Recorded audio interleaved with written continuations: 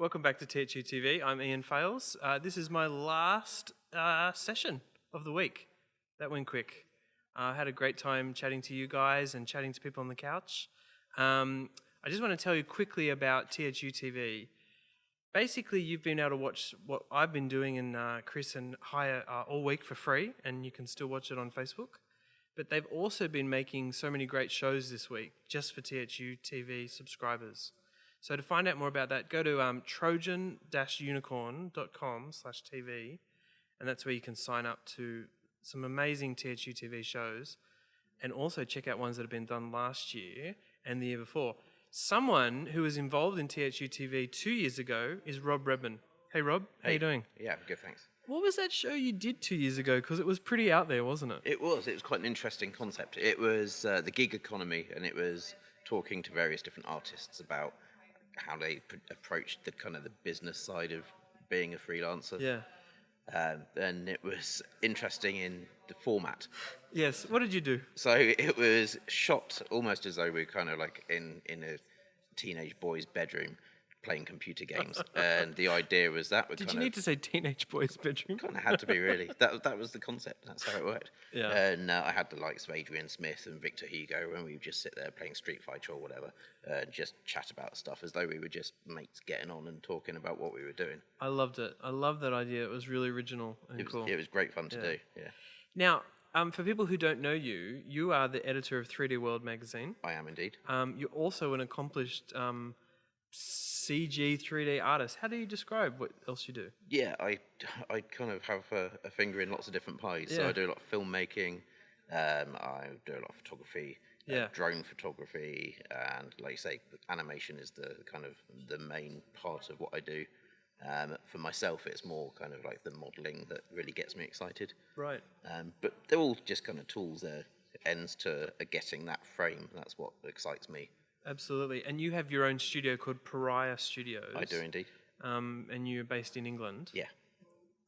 So what I really like about you, Rob, and we're friends, but you know how tools work. You know how to take a good photo. You know how to tell a good story. That's not always the case with people who work as editors. Not everyone has that wide set of skills. It obviously helps you with 3D World. It certainly does. And they're just tools, like you say. That's all they are. Yeah. And they're just a means to an end. So I get really excited by kind of learning things, whatever it might be. If there's something new that comes along in the photographic world, then I want to learn about it. I want to do it.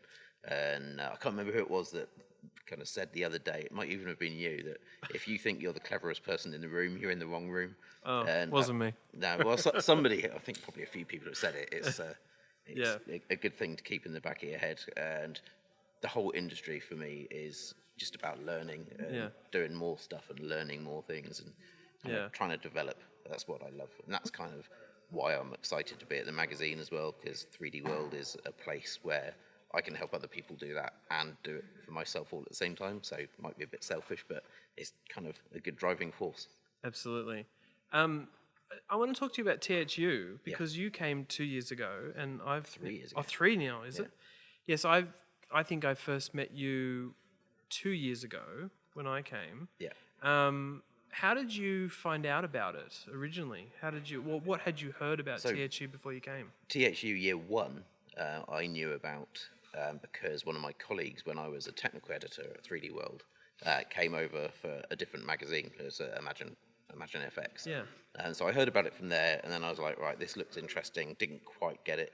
I don't think the website quite kind of showed what was going on properly. Yeah. But I came year two and just kind of fell in love, and I've met so many cool people here and made some friendships. And yeah, actually, isn't that an interesting way of putting it? You can look at the schedule and you can look at who's talking at THU, and mostly it's people's heroes who work in this industry. Yeah. But actually, an even bigger draw card, I think, for me and for many people when they actually come here, is friendships and relationships and the community that's here. Well, that's what kind of I think Andre has done, which is very clever and emotionally clever as well. So you go to a show like Seagraph and you go to a talk, and a big name will be flown in, and they'll stand on the stage for an hour talking at you, and then they'll be flown off again.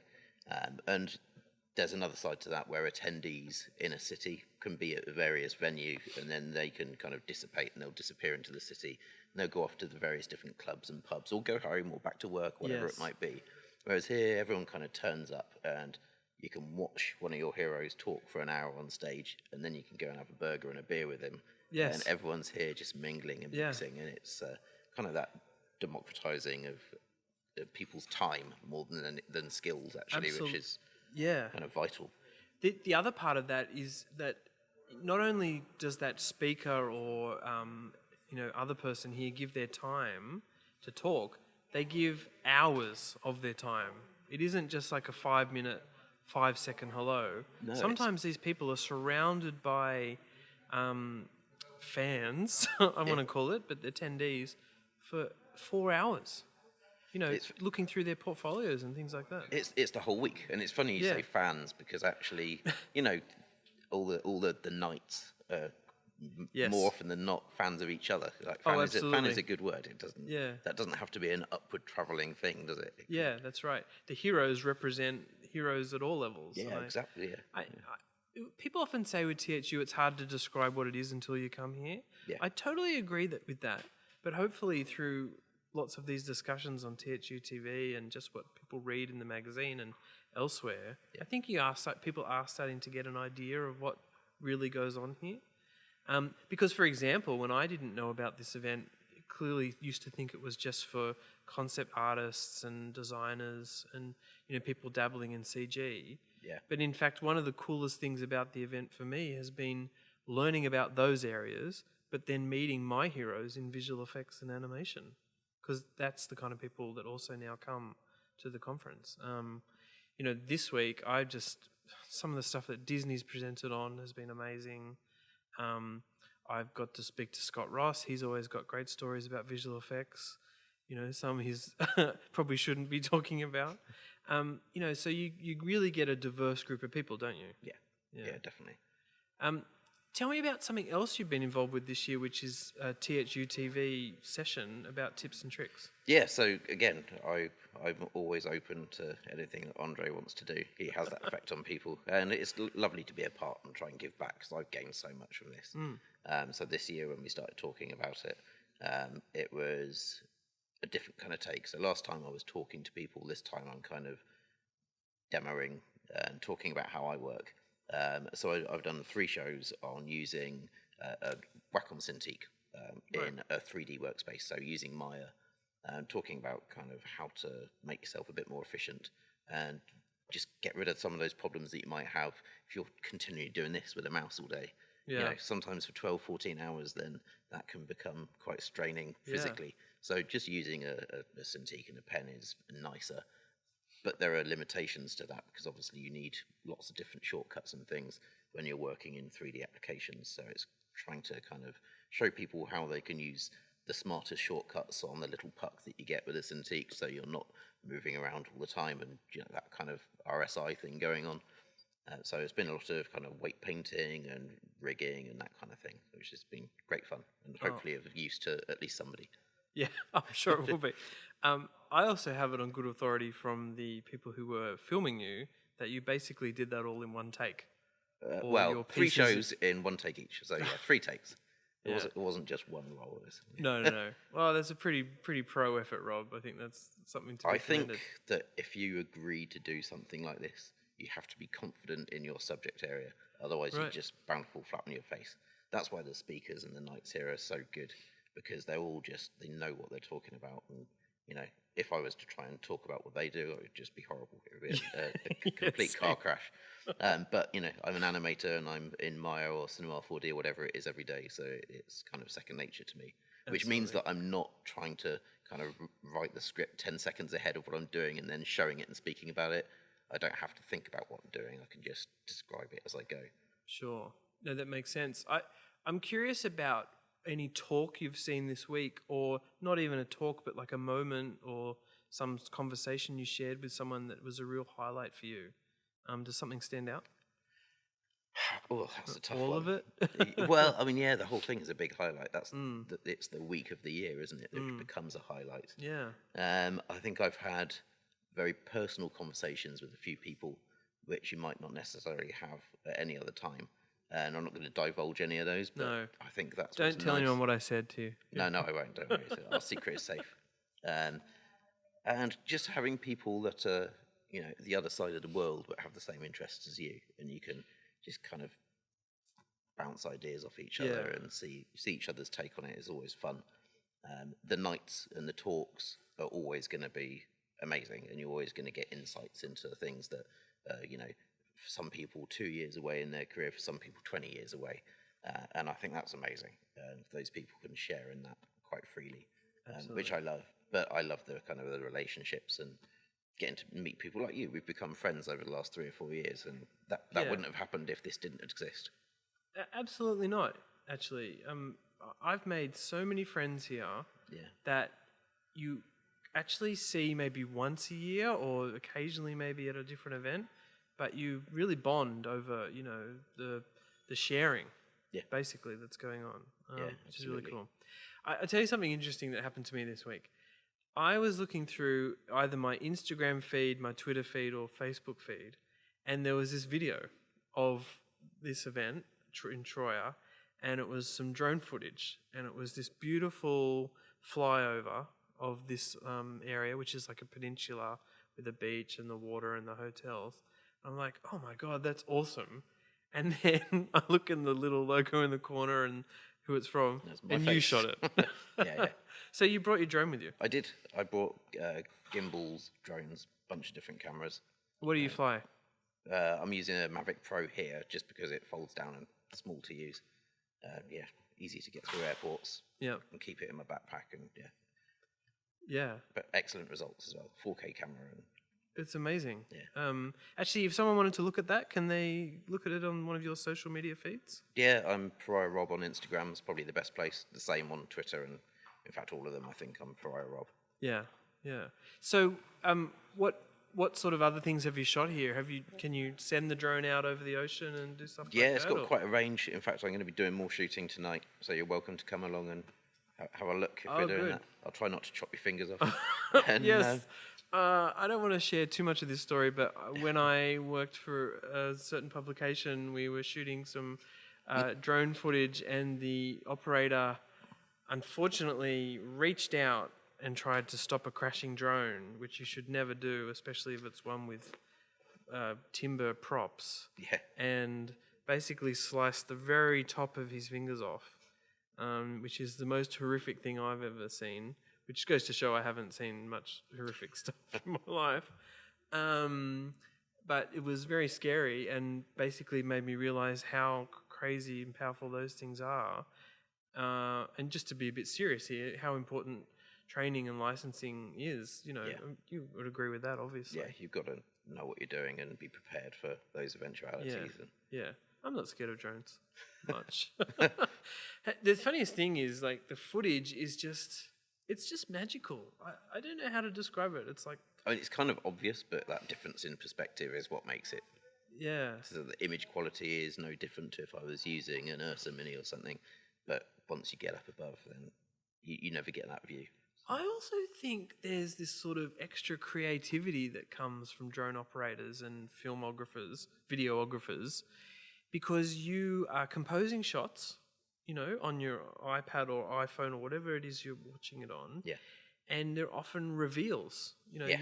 This particular shot I'm going on about was, as I remember it, a view of the sand, just the edge of the water, and then revealing the I wanted to do that hotel. kind of Luc Besson start of Nikita thing, but over land. That's what I was Well, doing. there you go. See, you were channeling something important, something filmic, and and it's not just moving footage. Obviously, you can get great stills from above as well, right? Yeah, it's really good for that. Yeah. Really good for stills. Yeah. Oh, awesome.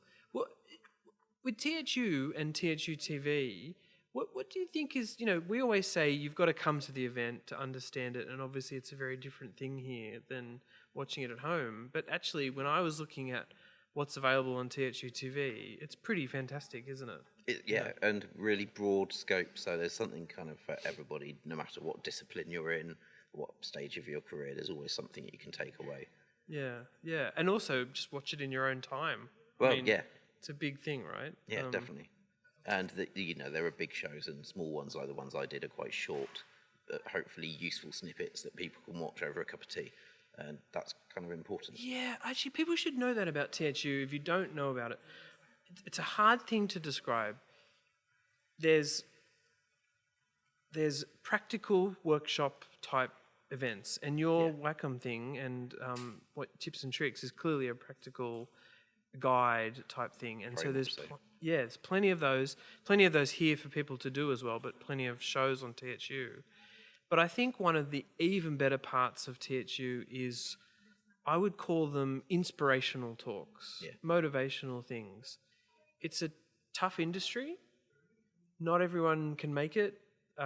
Also, people who do make it have a lot of self-doubt. It's art, and you can love your art one day and not love it the other day. I honestly react really strongly to these talks that are about sticking at it. Has that been your experience as well? Yeah, I mean, I don't know if it's self-doubt or humility or what, but there's certainly a bit of something there. And, as soon as you become arrogant and you think you know it all, then you may as well just stop. Yeah, that's right. You're not going to get any further because people will just dislike you. And there isn't a single person here who displays any of those kind of things. Well, one of the talks this week was from Paul Briggs from Disney. I mean, he basically said, I turn up to Disney every day and think that they've realised I'm the wrong person. Yeah. I mean, I've heard that before from an actor. Actors often say that, but Paul Briggs, whose work everyone knows and it's out there, he still thinks that. It's pretty amazing. So I think that can help an artist realise that it's fine to think that. Yeah, it's fine to have those feelings, basically.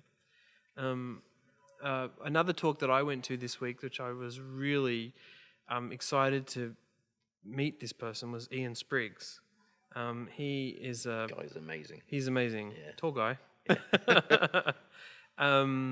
He most recently worked at Neil Blomkamp's Oats Studios and is working there doing those shorts that Neil's doing. And one of the coolest things he did was that zygote. Have you seen this thing with like 1 million bodies and hands on it? But frankly, just hanging out with him and just talking to him, he's a really cool guy, isn't he? Yeah. You covered him in the magazine yet? I have. Yeah? Yeah, he's led the showcase last issue. Oh, great. And no doubt he'll be in there again. Yeah. In fact, Oak Studio are going to have a feature on them. So. Oh, right. Okay. Yeah, I love what those guys are doing. Yeah. There's a free promo for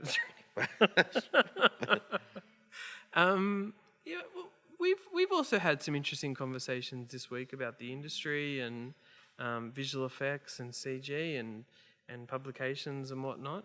What films and what stuff are you looking forward to in the rest of the year? I'm curious about that. That's a hard one. Is that a hard one? Yeah. There's not too many left. I mean, Well, you know what, though?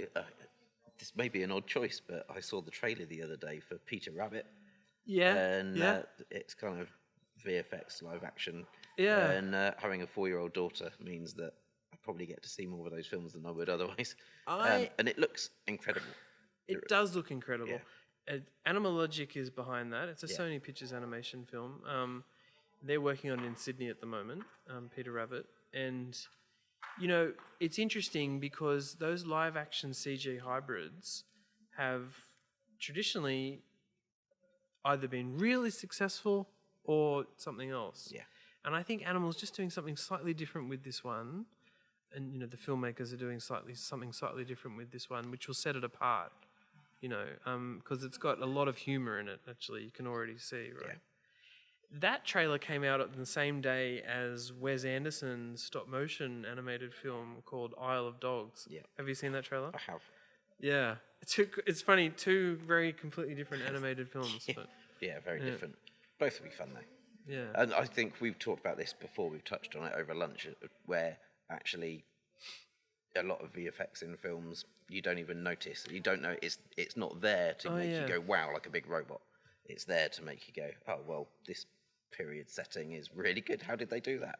Oh, absolutely. Actually, you know what? I'm really looking forward to a bunch of those films coming out soon. There's a firefighting film called Only the Brave, I think, which is about a bunch of firefighters, and that's going to have a lot of as I understand it, invisible effects from ILM and other places. I just saw Mother, Darren Aronofsky's film. Have you seen that one yet? I haven't seen it yet, no. It's just got a lot of effects in it that you wouldn't even realise. Atomic Blonde, I saw a couple of months ago with the Charlize Theron film. Yeah. One of the studios who worked on that, called Chimney, just released their breakdown. And like, I know visual effects, but you just are flabbergasted by some of the shots in there that were green screen shots or elsewhere. As you say, I really like that invisible work, but it's not always the thing that gets talked about, is it? No, of course. And I guess that makes sense, but that's what intrigues me. Yeah. Is that the realism has got to the point where no one could tell. Probably even the people that made it could probably look at a frame and go, hang on, which bits did I do? Yeah. There's also still some pretty big films left this year. Thor, Ragnarok. Yeah. Oh, and there's that, what's it called? Star Wars? Last Jedi or something. Like that. Yeah, I've never... Might be exciting. I'll give it a go. Actually, and I'm looking forward to the new Jumanji film. Yeah. I'm seriously looking forward to that. I think it's called Welcome to the Jungle. So that'll have a Guns N' Roses soundtrack then. Well, here's an interesting thing. It's got The Rock in it. Yeah. And the trailer, people didn't know what this film was going to be. Like, how can it be related to Jumanji? And then it's actually, I think, a kind of clever premise. Like, they're kids who are playing this video game, and they get transported into there like that. But they actually take on different characters. Like, they're not, when they become adult characters, they're not just adult versions of themselves. Oh, right, okay. Like, I'm pretty sure one of them goes from male to female. Interesting. Unless I've totally got that wrong from the trailer. Maybe I have. And so that seems like a bit of a different take. We'll do a recap next year and find out if that's the case.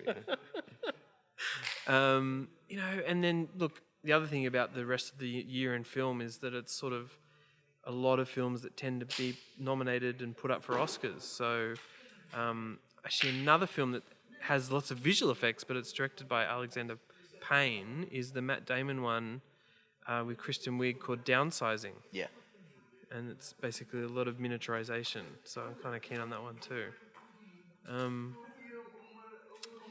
That's that topic comes around quite a lot, doesn't it? Every decade or so, there's a new Inner Space. And, the Fantastic Voyage was kind of the original one, wasn't it? Yeah, or Ant-Man was a miniaturization film too, which is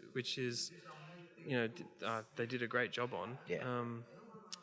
Yeah. And we're almost to Stranger Things, Volume 2, Season 2. That's not film. If you give me a choice of anything that's going to be on a screen, I would have gone for that first. Oh, really? That, and I'm waiting for... I've got a whole year to wait for more Expanse. I love The Expanse. Yeah, Expanse. Yeah. I like that too. And Game of Thrones is just over, but that was a huge visual effects scene for the year, wasn't it? I mean, a huge explosion of work there. I'm actually almost swamped these days by trying to watch everything. Yeah. There's no time. No time. Plus THU TV. Well, that too. Yeah. All right. Well, it's been great talking about that stuff, Rob, with you. Likewise. And hanging out all week. Thanks for joining me on THU TV. I hope we do it again next year. Definitely. Absolutely. Yeah. Thanks so much, man. Well, that's it for me. We're going to head over to Alexi Bricklot in the NVIDIA room. Thanks for joining me. See you guys later.